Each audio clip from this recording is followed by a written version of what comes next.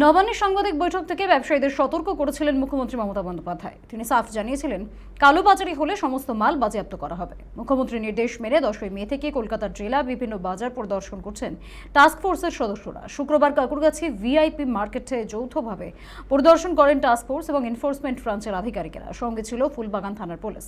Task ফোর্সের সদস্য রবীন্দ্রনাথ কোলে জানান, বর্তমানে বাজারের আলু থেকে পেঁয়াজ, মাছ থেকে মাংস, ডিম সহ প্রত্যেকটা জিনিসের দাম এখন নিয়ন্ত্রণের মধ্যে। তবে বেগুন সহ দু একটি সবজির দাম কাকুরগাছি ভিআইপি মার্কেটে বেশি বলে স্বীকার করলেন রবীন্দ্রনাথ।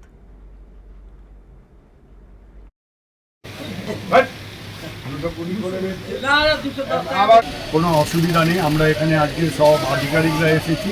শাক সবজি, ডিম, মাছ, মাংস দাম ঠিক আছে। মুরগি মাংস এখানে 210 টাকা করে বিক্রি করছে দেশ, আর সবজির দাম সব 30 টাকার মধ্যেই আছে।